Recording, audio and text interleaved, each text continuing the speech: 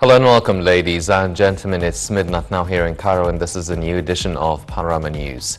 In the upcoming 35 minutes, we'll be bringing you the latest of the political, economic and sports news from all around the world. I'm Henny Saif. I'll be your host for tonight, and we'll start off with the political news, and these are the headlines. President Sisi addresses the Arab Intelligence Forum via video conference. President Sisi receives Jordan's Crown Prince Al-Hussein ibn Abdullah II.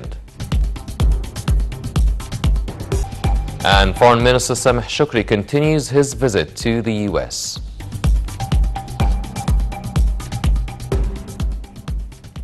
Welcome back. The news in details. President Abdel Fattah al-Sisi held a phone call with the head of the Libyan Presidential Council, Mohammed al-Menfi, on Tuesday. Presidential spokesperson Ambassador Bassam Radi said the head of the state stressed Egypt's full support to the political path of settling the Libyan crisis in all regional and international arenas, as well as boosting coordination with the Libyan side to guarantee the unity of different Libyan parties ahead of the election due on December 24th. The president also stressed that the elections is an important step to reach a sustainable political system chosen by the Libyans' free will. For his part, al-Menfi expressed his full appreciation to the Egyptian efforts to support Libya in all domains under the wise leadership of President Abdel Fattah al-Sisi.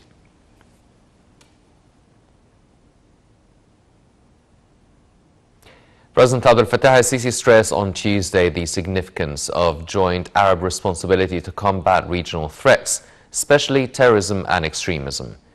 In a speech via video conference to the heads of the extraordinary session of the Arab Intelligence Forum currently held in Cairo, President Sisi also stressed on the importance of abiding by comprehensive measures to deal with regional crises. The head of state asserted that such target can be achieved through the concentration on stopping foreign interference in the Arab region's affairs, as well as respecting Arab people's decisions and wills, in addition to the sovereignty of the national state and its institutions. This, he added, would lead to the stoppage of terrorist and takfiri organizations to benefit from such crises with its repercussions. The president confirmed that Egypt would exert its utmost efforts to support its Arab brothers with the aim of attaining peace and security through comprehensive political settlements that include steps and procedures that aim at unifying the military institution and ending the phenomena of armed militias. For their part, head of the Arab Intelligence thanked President Sisi for his continuous concern to the Arab Intelligence Forum work. The participants hailed the forum as a platform to promote joint action in order to safeguard Arab national security through the exchange of views to deal with accelerating challenges facing the Arab region in a way that helps achieve security and stability for Arab countries. President Abdel Fattah al-Sisi received Jordan's Crown Prince Al-Hussein ibn Abdullah II in Cairo on Tuesday.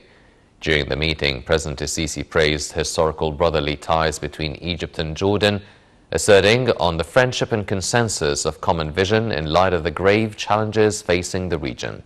For his part, the Jordanian Crown Prince praised Egypt's pivotal role in serving Arab causes and consolidating coordination among Arab countries.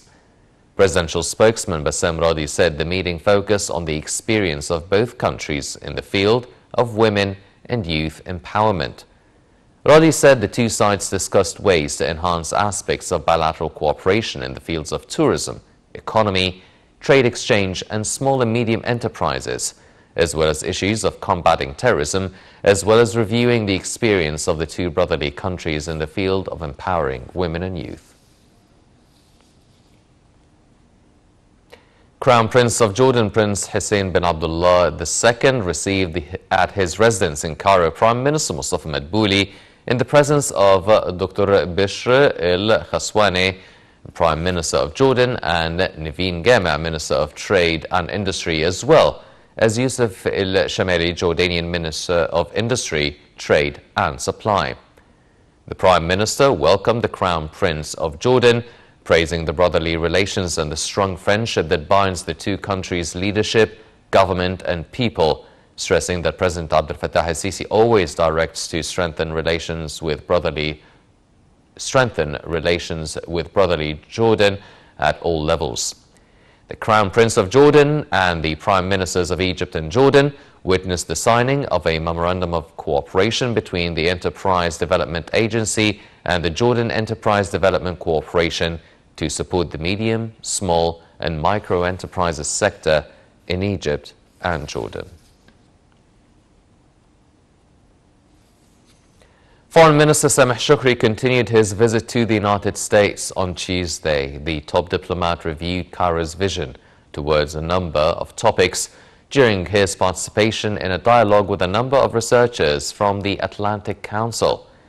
Earlier, Shoukry kick-started the U.S.-Egypt strategic dialogue with the U.S. Secretary of State Antony Blinken. Following their talks, Shoukry and Blinken held a joint press conference tackling several regional and international issues of mutual concern. Minister Shoukry asserted commitment to partnership with the U.S. as an important pillar for preserving peace in the Middle East. He expressed his keenness on boosting bilateral cooperation with the U.S. in various domains. For his part, Blinken praised Cairo's role in settling regional crises, especially the Libyan crisis. On Sudan, the top U.S. diplomat sought to encourage a united front on Sudan, saying that the United States and Egypt had a shared interest in getting the country's democratic transition back on track. The state prosecution held an international conference over the role of public prosecution bodies in combating crimes through nationalism. During the opening session, the state prosecutor said it is important to boost cooperation between Egypt and African and Arab states by backing all efforts to fight crimes of all types. He asserted the significance of the gathering in exchanging experiences and common views over issues of common concern among the Arab and African participants. According to him, there are difficulties facing international judicial cooperation mechanisms and called for intensifying cooperation to face these challenges. The conference from the 7th to the 9th of November is attended by general prosecutors from Saudi Arabia, Bahrain, Kuwait, Morocco, Jordan, Palestine and Oman.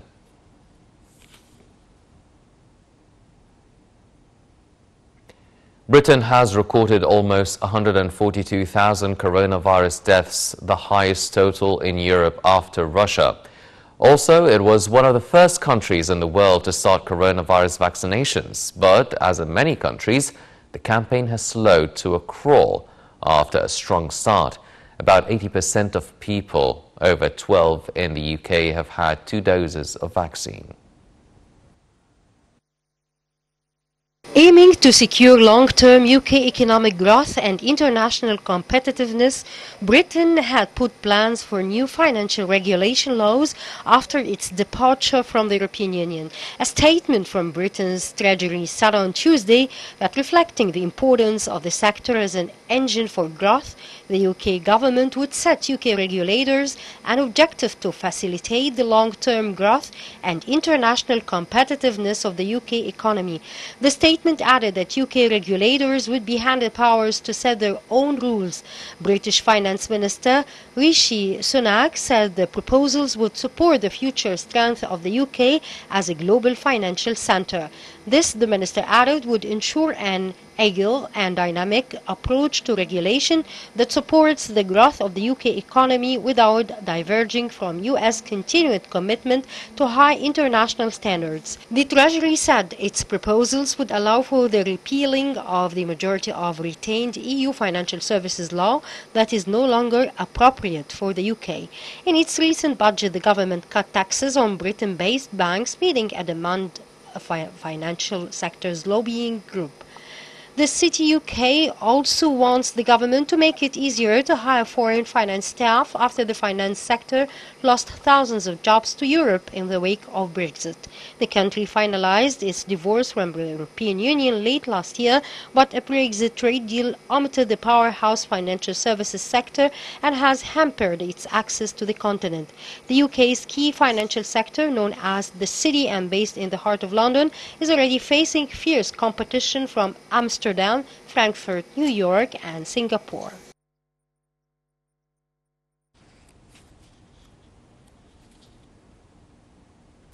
The United Arab Emirates top diplomat met Syria's President Bashar al-Assad in Damascus on Tuesday.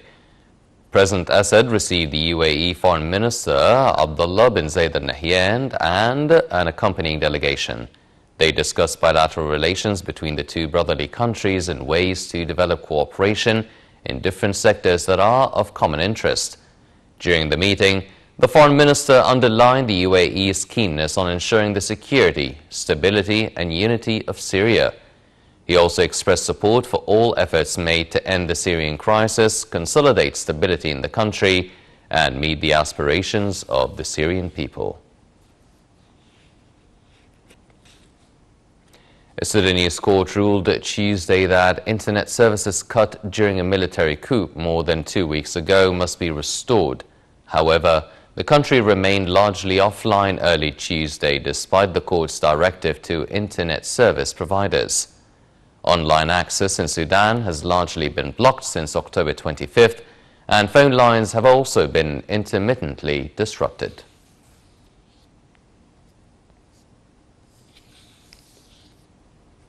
Foreign envoys were scrambling on Tuesday to end Ethiopia's year-long war, hoping an African Union-led push can bring about a cessation of hostilities before a feared rebel march on the capital. Jeffrey Feltman, the U.S. Special Envoy for the Horn of Africa, returned to Ethiopia for a late-night meeting with his AU counterpart, former Nigerian President Olusegun Obasanjo. Last week, Feltman met top Ethiopian officials before traveling to Kenya to see President Uhuru Kenyatta, who has been closely involved in regional mediation efforts. The UN has also tried to rally support for Obasanjo's initiative to end a conflict that has killed thousands of people, displaced 2 million, and inflicting atrocities and starvation on civilians. UN Emergency Relief Coordinator Martin Griffiths has called for peace following a weekend visit to Tigray's regional capital, Mekele, where he met with the TPLF leaders.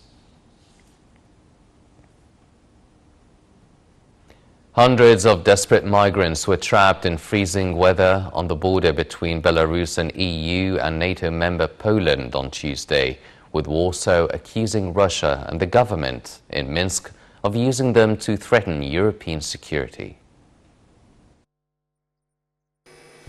Western critics have for months said Belarus leader Alexander Lukashenko is luring migrants from the Middle East to his country to send them across the border in retaliation for EU sanctions. Belarus denies the claim and accuses Poland of violating human rights by refusing to allow the migrants in. The tense situation has raised fears of a confrontation on the border where armed troops from both countries are deployed. Lukashenko said he did not want an armed confrontation, but also would not back down. This came as Poland's Prime Minister, Mateusz Morawiecki, meanwhile accused Russian leader Vladimir Putin of masterminding the unprecedented wave of migrants trying to illegally enter Poland from Belarus in a bid to destabilize the European Union. Earlier on Tuesday, Morawiecki visited border guards, troops and police at the scene. The crisis came to a head on Monday when hundreds of migrants marched to the border in a bid to cross, but were blocked by rows of police from Poland, soldiers and border guards behind barbed wire. Both Poland and Belarus said Tuesday that between 3,000 to 4,000 migrants were now in an improvised camp on the border near the Polish village of Kiznuka. The Belarusian defense minister said Poland had deployed 10,000 military personnel to the border without giving prior warning to Belarusian authorities in what is said was a violation of joint security agreements. The EU called for new sanctions on Belarus on top of those already imposed over Lukashenko's heavy crackdown on the opposition after a disputed election last year. EU diplomats in Brussels said the bloc was already working on moves to expand existing sanctions, including those involved in trafficking migrants, including potentially airlines and travel agencies.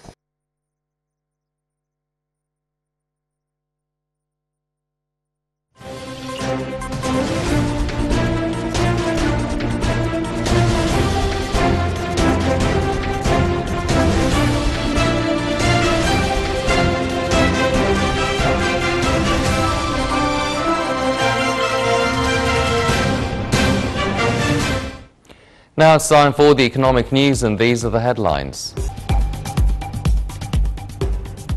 Prime Minister Madbouli meets with the CEO of the General Authority for Free Zones and Investment. Egypt's balance of trade deficit narrowed by 17.7% year-on-year. And the UK sets out post-Brexit financial regulation aims.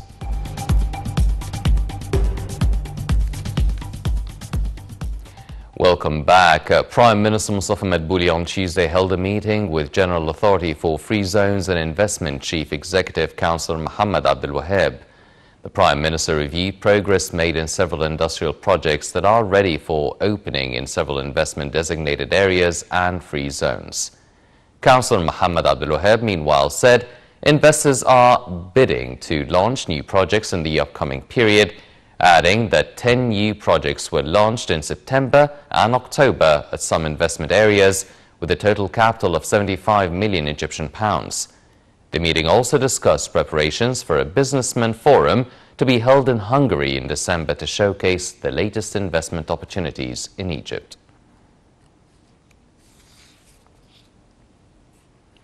Egypt's balance of trade deficit narrowed by 17.7% year-on-year, according to a report issued by the Central Agency for Public Mobilization and Statistics, CAPMAS. Egypt's official statistician said in the report that the balance of trade deficit was at $2.91 billion in August 2021, compared to $3.53 billion during the same month a year ago. CAPMAS explained that exports had risen during the same period by 50.5%, climbing from $2.17 billion to $3.26 billion.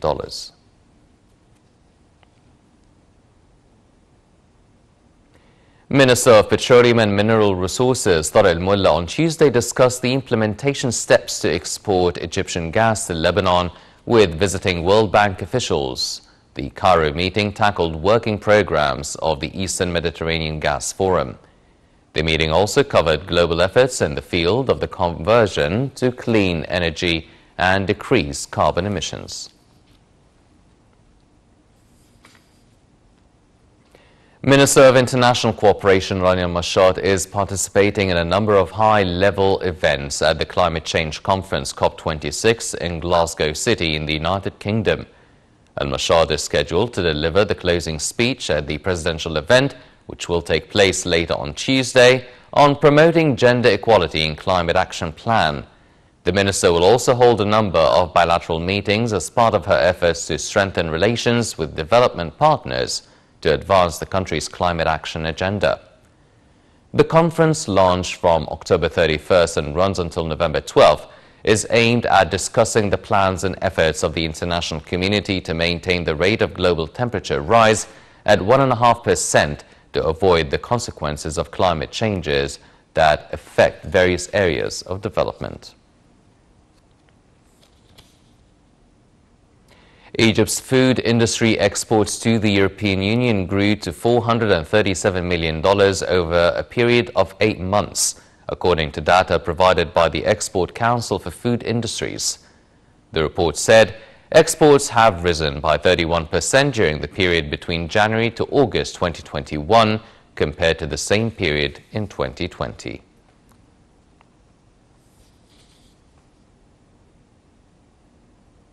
Egypt's stock market indices were mixed on Tuesday, being affected by selling operations by local and foreign corporations, while Arab investors went into purchasing operations. The benchmark EGX 30 index added 0.8%. The equal-weighted index EGX 70 and the more expanded EGX 100 index edged lower by about 0.1%.